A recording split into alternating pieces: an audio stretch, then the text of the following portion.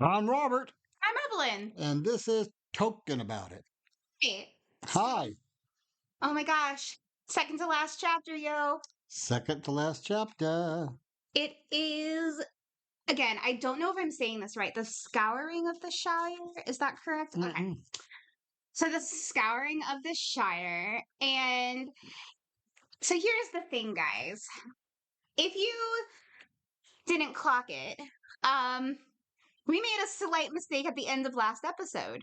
Do you know why? Well, I know what the mistake is, and I know why, yes. Well, because I told you. So normally, before we start a chapter, we would do predictions, but I only have one prediction. And why is that, Dad? It's because we got off topic. We went down a rabbit hole. Your rabbit hole. You you It- went down a rabbit but hole you and came with, but you came with me. distracted me. Anyway, so I only had one prediction, though I did remember I had the long-standing And those prediction. don't count. Well, I'm just gonna say I'm that's my going to second. predict the book will end. No, the long-standing prediction is that when they got to the Shire, during that whole period in the Shire, they would see Farmer Maggot again. That was that prediction. So we're going to count that as prediction 2. Because I made that last prediction because I thought they were going to hit the Shire last chapter, but they ended up not getting to the Shire last chapter. So I said I wanted to continue that because I thought when they got to the Shire, they would see him. Uh-huh. I mean, I'm wrong, but it's a prediction. So the only prediction I actually got to make was the Shire is literally on fire. That's all I could really think about. Well, yeah.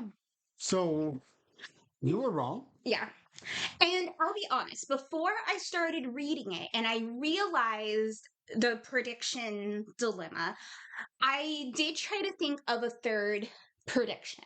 Okay. And I thought about it for 10 seconds maybe, and then I went, I gotta read what's about to happen. So I gave up because I just really wanted to read it because I was so worried. I don't know why, but well, I do know why. The Scouring of the Shire sounded awful, and I just really wanted to read and see what happened because I love my hobbits. So they arrived to the gate Yes. So, at the bridge, yes, a gate that did not previously exist. right.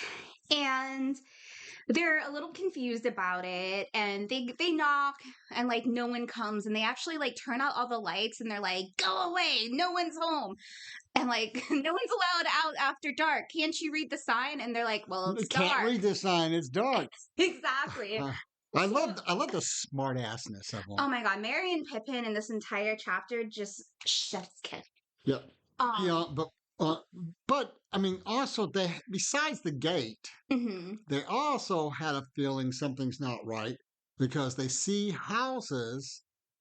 Like built along the gate as well. Well, not only, but they're built. They're two-story buildings Right. for one, and two, and you'll notice it mentioned, um, sliver of windows. Hmm. Well, hobbits build with these big, old, gorgeous, round windows. Right. Yeah, this was definitely off. Like it didn't scream hobbits and Shire.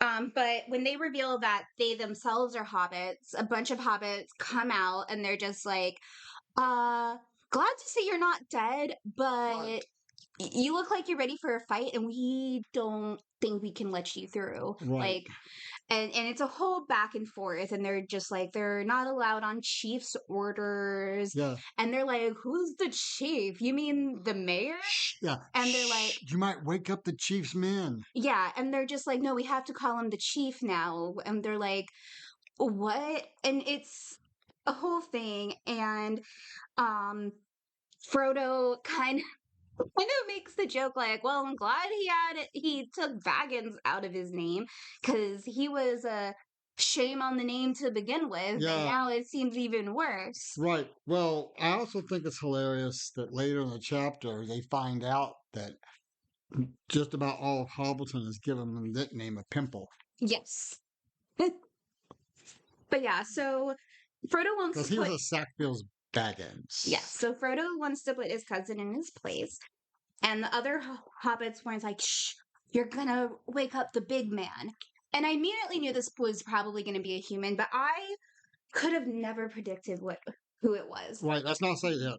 So Mary and Pippin are like, dude, we like, come on, the two of us, we can climb over this gate and open it. And that's exactly what they do. Just completely ignore the other hobbits.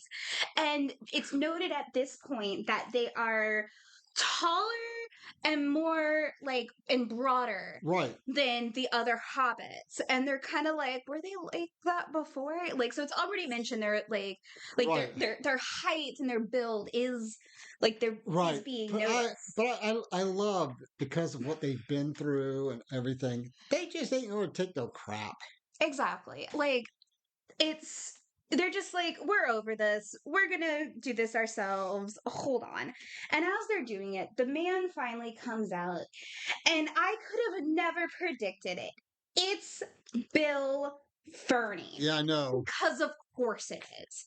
And literally, that's the exact reaction the four hobbits have as well. They're like, "Ugh, you again?"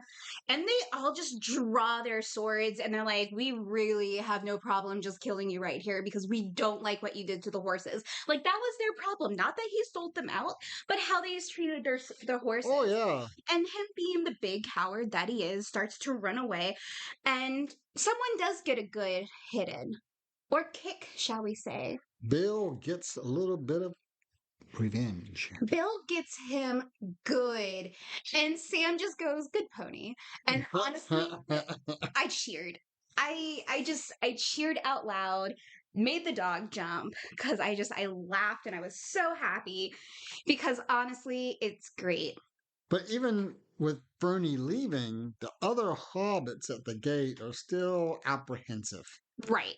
Because they're like, um, can we at least like stay the night and get some food and we'll just be on our way? And they're like, you're not allowed. And they're like, what do you mean we're not allowed? And that's when we start to hear more about the gathering and storing. Well, And because Mary and Pippin asked, they're like, wait, was it not a good year? Why is there no extra food? And they're like, no, it was a good year, but it's been like gathered and stored away and we haven't really seen any sense. And the other hobbits are like, well, that's not suspicious at all. right. And I also love the fact that Pippin tears down the rules off the gate, which breaks rule number 4. Mm-hmm. Yeah, which we will get into in a minute. We do need a rule counter for these guys. So he not only tears it, but he rips it in half and throws it in the river, which chef's kiss. And the other hobbits, again, it's mentioned that they can't say no to Merry and Pippin, who are now bigger. So this is like the Well, second they're time it's also mentioned. wearing armor and Yes, they. weapons. Well, that's why they were nervous in the first place. Yeah. Was it's like they came in looking battle worn and ready. Um, and then they're just like, okay, we'll sleep. We have our own food. We'll sleep on our cots on the ground. Can we at least have some pipeweed? And they're just like, oh no, only the chief's men get pipeweed now. And they are like, all right, someone's gonna get hurt now. Right. But like how Sam, Sam is calling the chief names, wishing to punch Mm-hmm. him in the face. Oh yeah, they're bad talking And him. they're and they also say, they thinks the sheriffs look like a bunch of fools. Yeah, and so. Which I thought one of the things I find interesting Mhm. is how sheriffs are identified. Well, we're not quite there yet. Yeah, well, I'm just going to talk about the. I'm just going to talk about the. I'm just going to not mention the feathers in their hats. Okay, yeah. Yeah, so no badge, Mhm. no special clothing, Just just a just just a feather in their hat, and the one that's in charge has 2 two. feathers in his hat, Yes, and that's still so hobbitish. it is. It is very hobbitish. So But yeah, so they wake up the next morning and um they are just like, well, let's just go straight to Bag End and see what the frick is yeah, happening. Frodo was like, I go where I please. Well, stop, you're getting ahead. So they first we are told as the audience that someone did ride out to tell the chief what was going on, but they didn't know that yet. So they were getting as far as they could. So they got about halfway to Bagan before nightfall. And there was this inn in a village on the road that they were going to stay at. And that's when the sheriffs meet them. And it's a whole line of sheriffs. And I love how they're described as looking very important, but very terrified at the same time. Yeah. And but again, like as they're going along before they even meet the sheriffs, I just wanted to point out they're noticing a lot of smoke. Yeah. Like and a lot of like burnt things. Right. And but I, you know, but here again, I like Sam too. Hmm. It's like I have heard enough not allowed. If I hear more not allowed, much oftener, much oftener, Yeah. I am going to get angry. Yes. Yeah. We have never seen Sam angry. Right? Like literally. Even, I mean, he was never really angry at Gollum. Right. I mean, so like right now we have the sheriffs basically telling them they're under arrest for like a series of offenses. And Frodo goes, "Is that all?" Like, or no, anything else? Like sarcastically. And they're all just kind of like sheepish. And Sam's like, "Oh, I can add a few more." And just starts going like sassing the chief, calling the chief names. Like it's oh my like they just sass him and the sheriffs are just like, "Well, you guys are under arrest." And literally all four of them start laughing. Like that's just the response is they all start laughing. And I see it as a like one of those like Parks and Rec, Office, Arrested Development type of scenes where there's like the beat where they all look serious and then they just burst out laughing because they just can't hold a straight face. Right. Which Yeah. beautiful. And I also like, all right, well, y'all march in front of us then. Mm-hmm. Like they're the prisoners. Well, so first they're just like, well, look, we gotta stay somewhere for the night. Can we stay at the inn? And they're like, it's closed, but you guys can stay in the sheriff's office. And they're like, fine, whatever. And that's when Sam's just like, I'm angry here if there's more no allowed. So Yeah. the next day they go off, and we find out that usually the prisoners and those under arrest go in front with the sheriffs following them. But Merry and Pippin, like, we're just No. The sheriffs are marching in front. well, no, because they told them to. Yeah. Like Merry and Pippin are like, no, y'all are in front. Yep. Like we're gonna be back here. And so the sheriffs are looking like all important and like trying to keep a serious face. And they're all joking around and laughing and having a fun time. And everyone that is like in the village is watching them and they're while it's a very comical scene, they know that they can't really do anything about it. But then there's another gaffer. Well, hold on. But I think it's funny that Mary is the one that makes them march in front of them. Yes. Okay, which is just not the Mary that left No. Hobbiton. Yeah.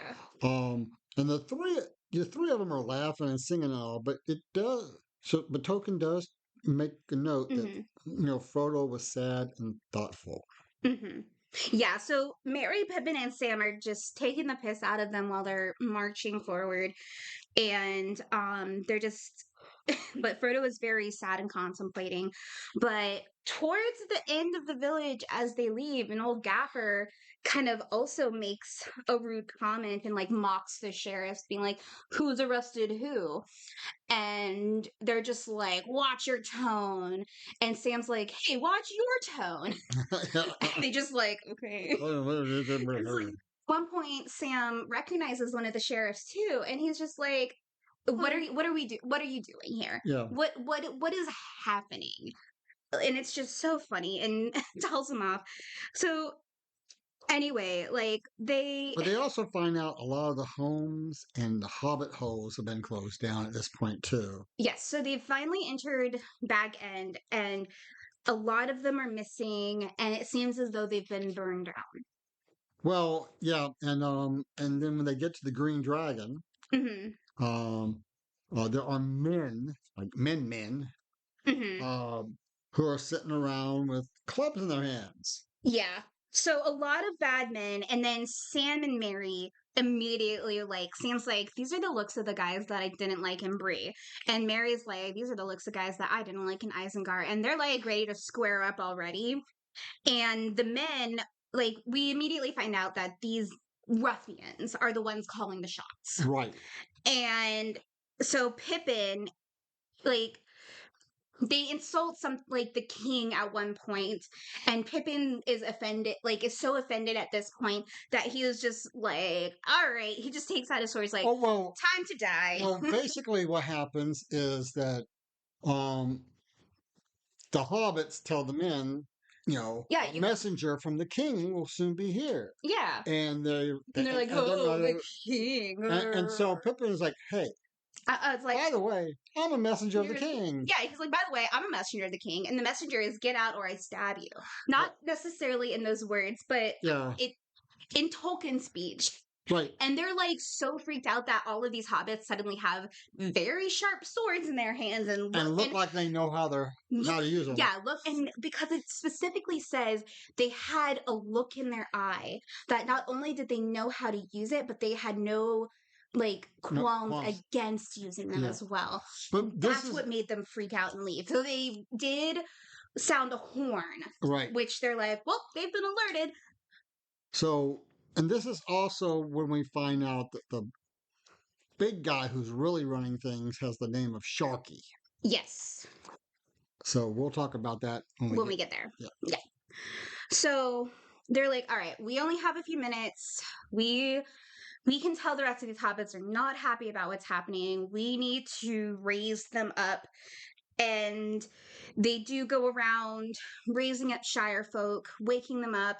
And while they're doing this, Frodo is completely uneasy. He's like, he has the same thought that I had, because what I said in the last episode is it's so sad that it has come to this, where peace-loving hobbits do have to rise up to defend themselves and take back their home. Well, also, so it's non-violent people coming to violence. Right. So it's out of necessity, but the fact that it's a necessity is part of how sad it is. So it takes a lot of reading to get this information together.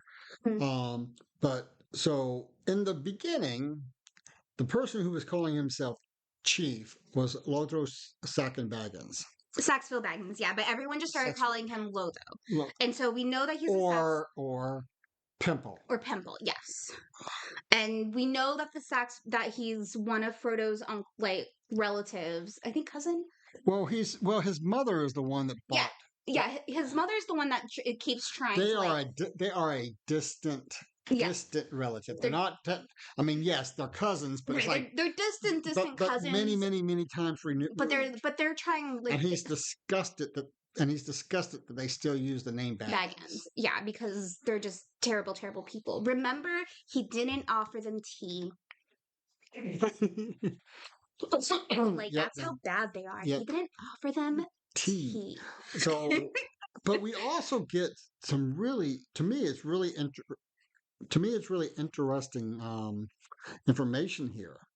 No hobbit has ever killed another hobbit on purpose. Yes, and Frodo really takes that, and he reminds the other hobbits of that as well.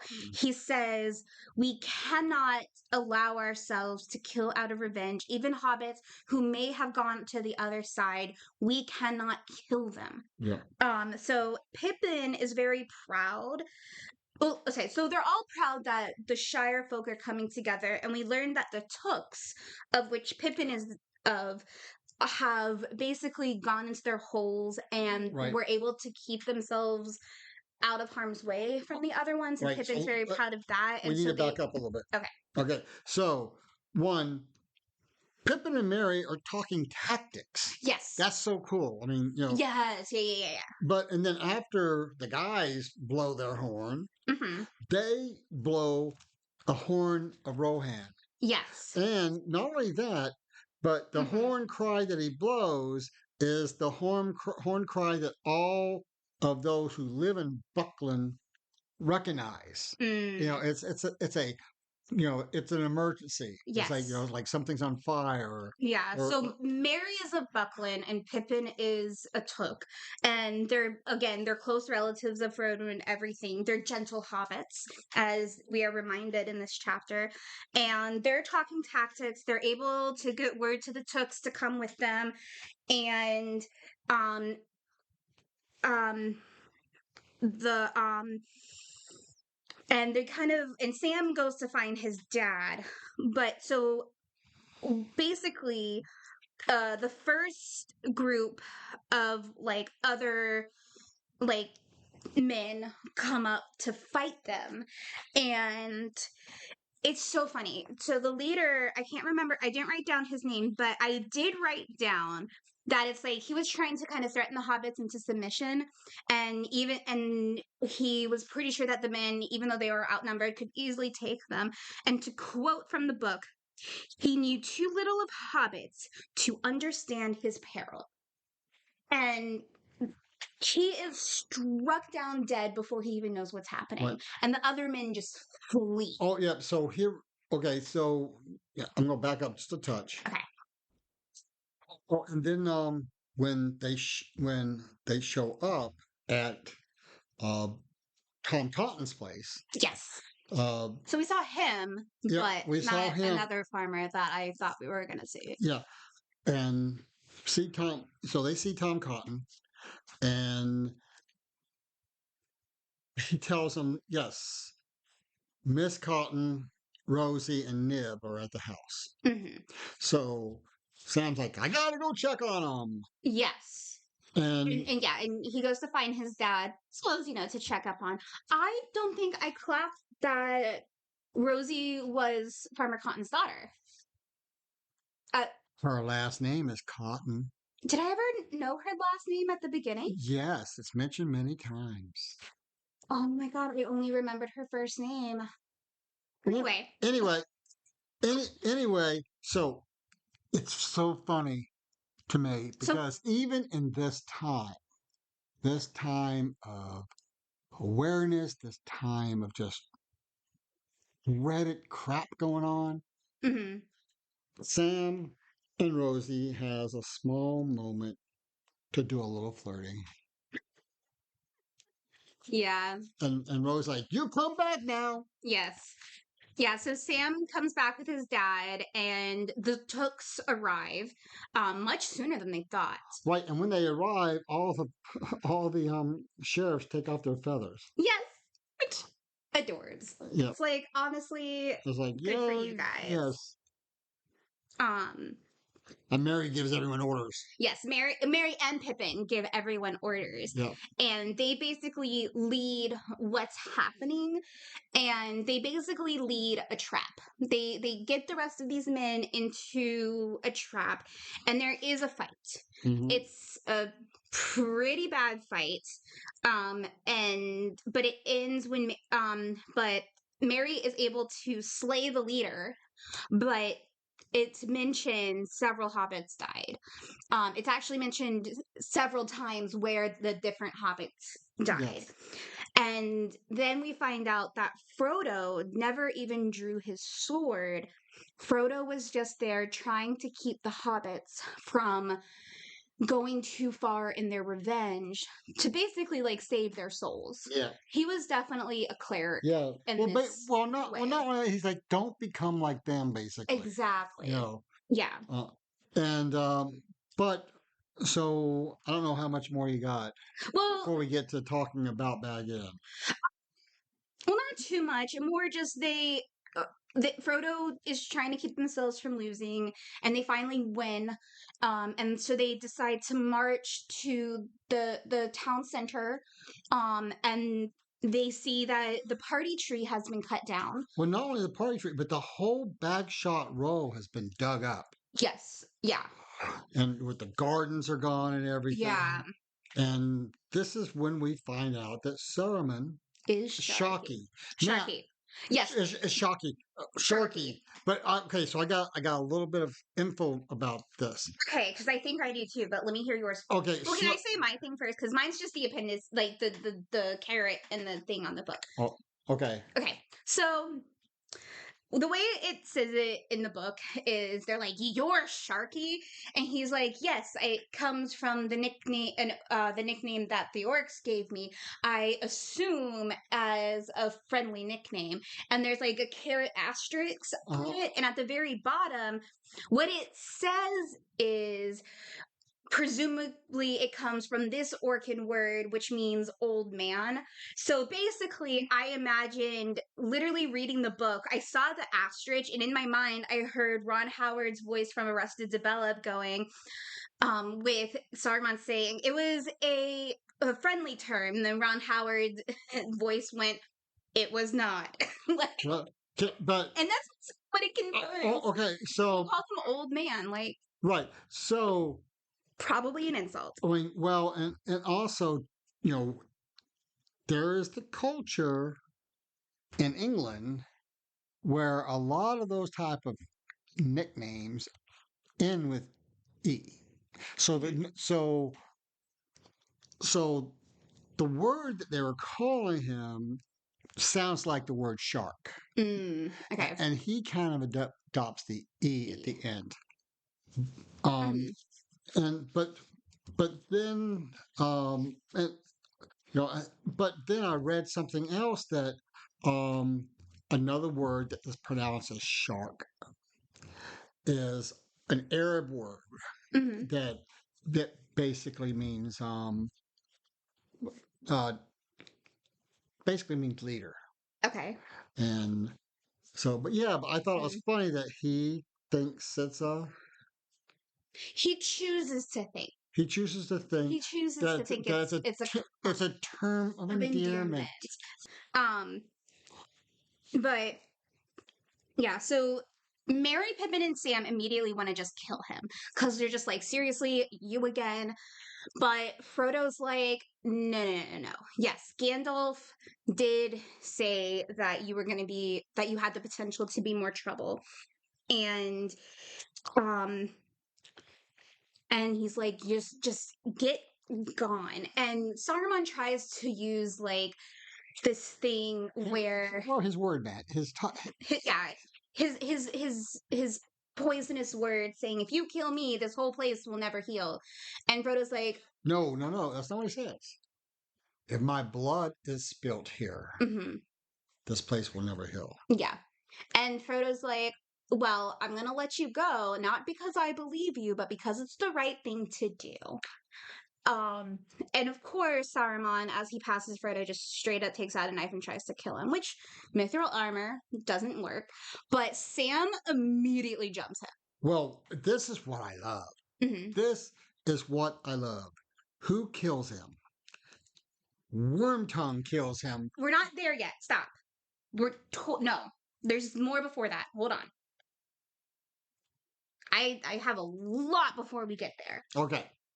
So anyway, he tries to stab Frodo, but with the mithril armor, isn't able to. So Sam jumps him, and Frodo has to like stop him from killing him right there. And Frodo's like, I'm wearing mithril armor, so he technically couldn't kill me even if he tried. So he didn't try to. So he couldn't kill me. He couldn't even intend to kill me because I have this armor. So just go. And that's when Saruman's like, okay, Wormtongue, let's get out of here.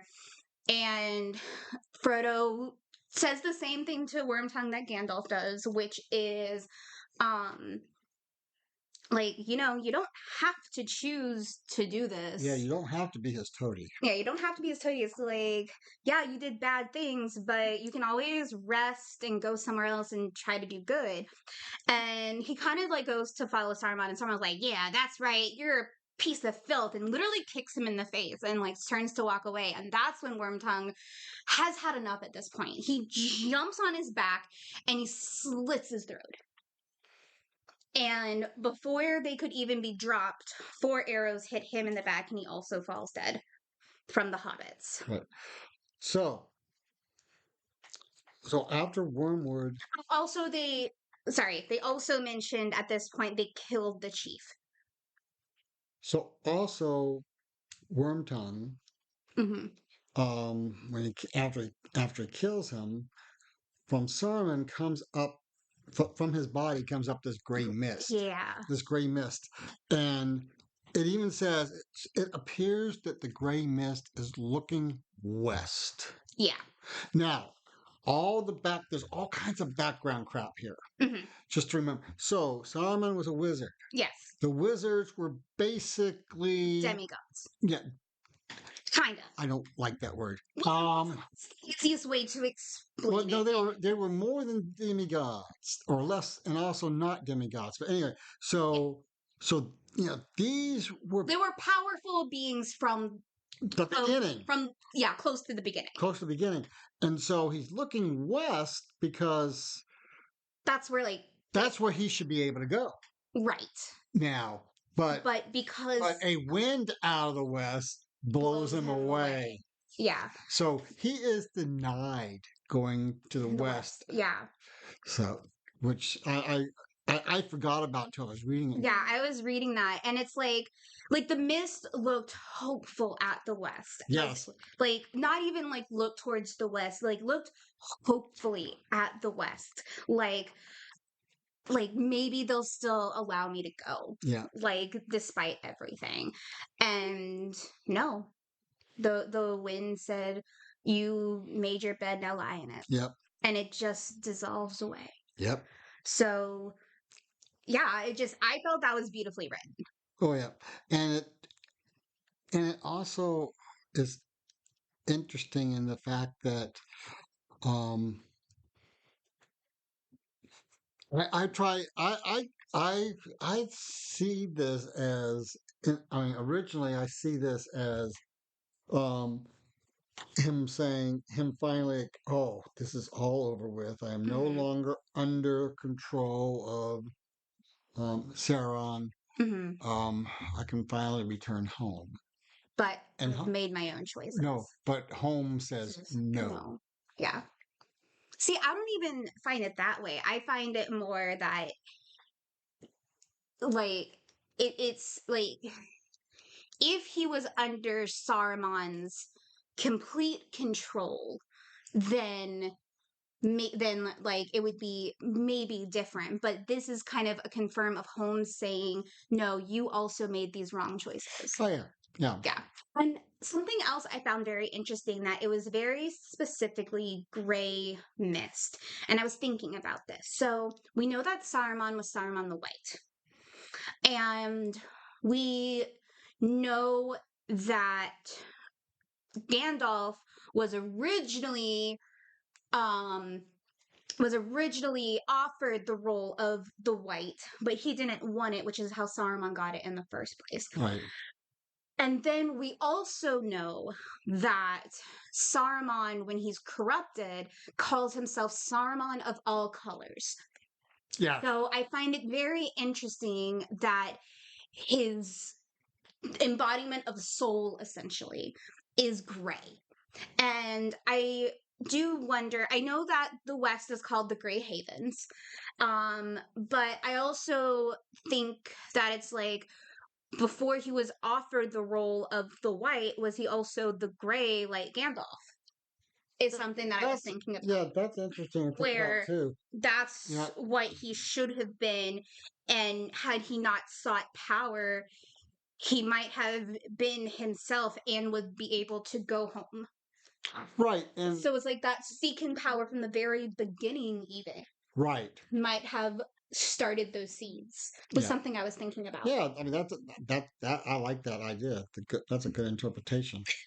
I take color theory very seriously in these books, especially. Oh yeah, especially in these books. Yeah. And also, we're just told gray mist. Mm-hmm. So I see it as a very dark gray, not quite smoky, is how I imagine it. See, and so gray like the sky, because when they notice when they're there that the sky is gray. I mean, it's yes, it's November, but it's still not right. It's still more than it should be. They mention that very specifically in the book. But something else that I was thinking about is, I don't know, I kind of equated it to the smoke that they were seeing, where it was smoky gray, was like a darky is smoky gray, like when you burn something that shouldn't be burned. That type of gray Yeah. is kind of how I also interpreted it as well, because smoke is mentioned so many times in this chapter as the end result of everything that happened. And I kind of also just kind of, before I had the thought about the wizard stuff, my initial first thought was he's become the embodiment of these terrible things that he wrought. Because even in Isengard, he was burning the forest and burning everything for his ends, and he's become the embodiment of the terrible that he created. Right. Was my initial first thought. And maybe it's a combination of both. Yeah. That's and also I know you said that one of your predictions was, that the place was on fire. Yeah, I know, and I Well, very, very specifically said we would see it on fire. yeah. So So that's not true. we're seeing But we're seeing the we're aftermath. seeing the smoke, the aftermath. Mhm. And so even though they talk about gray smoke, in my mind's eye, I think of it as black pile of tires smoke. Hmm. Just that really strong smelling greasy smoke Hmm. is what I think of originally. Um, but now that we're talking about it, it wouldn't be that way if what they're burning is Nature itself, nature which and was what they were living with. And Hobbiton, and the whole Shire and Hmm. everything is not Was built with nature and around nature. right, but also Hmm. it was not corrupted. It was never corrupted. Right. Even as much The as correct. he tried to by digging and Yes. getting rid of symbols like the taverns and Yeah. the party tree. And that's what Frodo was doing, was trying very hard not to let them become corrupted by this. Yeah, But yeah, I kind of like that too. So with that, the chapter kind of ends where they say it's going to be a lot of hard work and take some time, but they hope that with this final corner taken care of, the war has now finally truly come to an end. right. So yeah, I guess that's all we have to say about the chapter. We skipped a lot, and I think we skipped a lot unconsciously because we don't want to spoil it. No, I don't feel like we skipped a lot necessarily. It was just a lot of descriptors of people, is what I kind of Oh, glanced that over. yeah, that too. But yeah, it was very much like the way that it was written was very much like this hopelessness that had fallen on them. Right, Like even the hobbits that were quote unquote compliant with the invaders felt they had no other choice. right. And another thing is, know, people speculate, and I hear others people speculating, but yeah, I think that sounds like a good theory. That when Tolkien is writing this, vividly in his mind is no man's land during Yeah. World War One. Did kind of think about that a little bit. A little bit of me was thinking, I wonder if this is how Tolkien, because we know that he views himself in England itself kind of as Hobbiton in the Shire.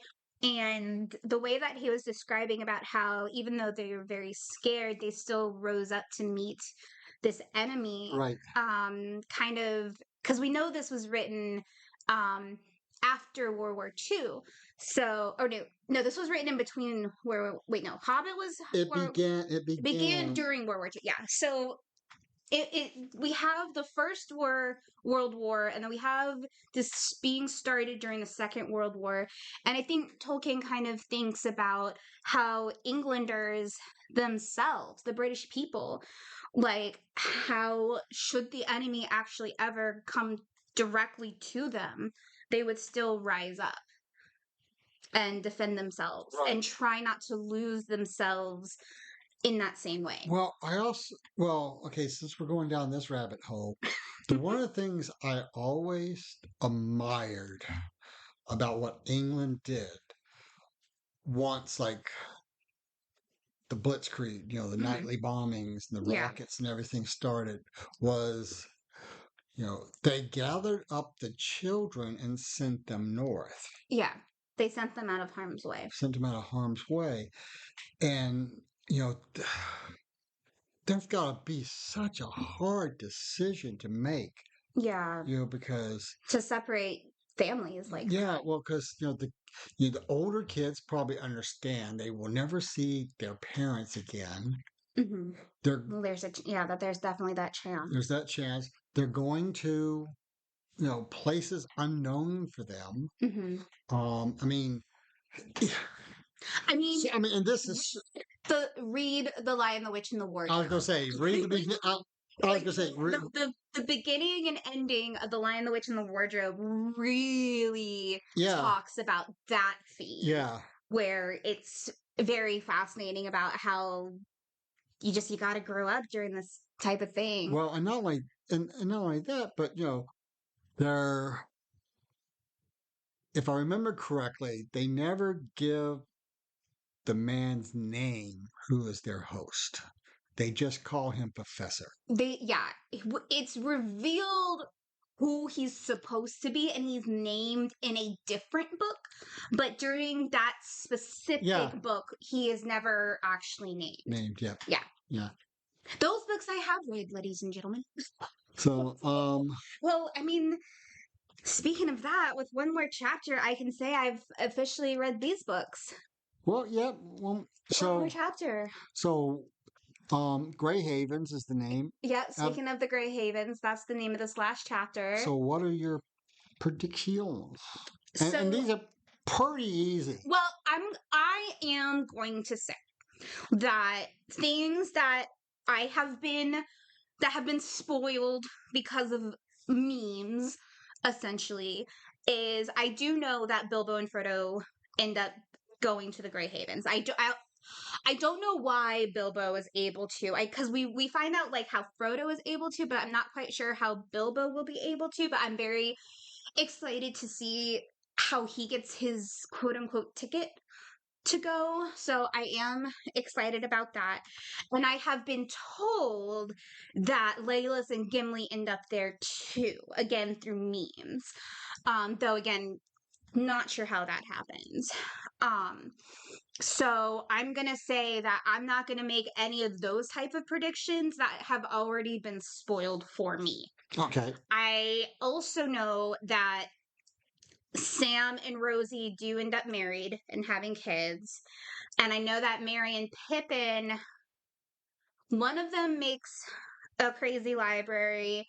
And I think it's Merry that names his kid after Faramir, if I'm correct. So again, these are things I've been told from memes and the internet and people talking around me about this stuff. Okay. So that being said, still very much looking forward to seeing how that all plays out. Right. I'm very much looking forward to that. That being said, I know there's probably a lot more in there that I don't know, and that's what I'm going to try to predict. Can my first prediction be about how Bilbo gets his quote unquote ticket? Okay. Can I say that there's some hobbit tomfoolery where Frodo or someone else, maybe even Gandalf, makes a joke that Frodo, being a hobbit, only like takes up the room of half an elf, so another hobbit could go with him? Can I say that's the tomfoolery with Bilbo? Okay. Because I can just see that being just a funny little thing that happens. That would be really fun if that happened. Even though the look you're giving me is, I'm probably wrong. Okay. Two more predictions. Hmm. Well, I mean, there's not a whole lot to predict because so much of it is Oh, because so much of it is kind of yeah, it's kind of almost a given. right. Can I say that we meet a child of either Aragorn and Arwen or Faramir and um I'm forgetting how to pronounce her name properly. Erwin. Oh, Erwin. that's not right. But anyway, go ahead. Yeah, I totally just forgot how to pronounce her name. Can I say we're gonna see a child of theirs like is like appears And at some waiting point? and waiting at platform 9 3/4. There's probably fan fictions. Total rabbit hole, but I did find a fan fiction where Harry is ends up in the care of the Goblin King from the labyrinth, and honestly, it's a great premise, but that's a rabbit hole. So we need a third prediction. Hmm. Are you talking about the babe? The Babe with the Power. What power? Um. Hmm. Hmm. I unfortunately, from what I've seen from outside sources, we never know what happens to the Entwives. That's one of the few things that is left open. So I don't even want to make a prediction about that, unfortunately. Um, hmm. Well, since so much of what's going to happen has pretty much been telegrammed to us, Hmm.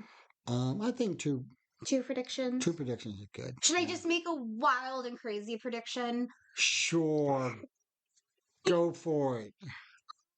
My wild and crazy prediction is The- I want to say that Gandalf is seen riding off into the sunset on Shadowfax with an eagle flapping behind him like an old western.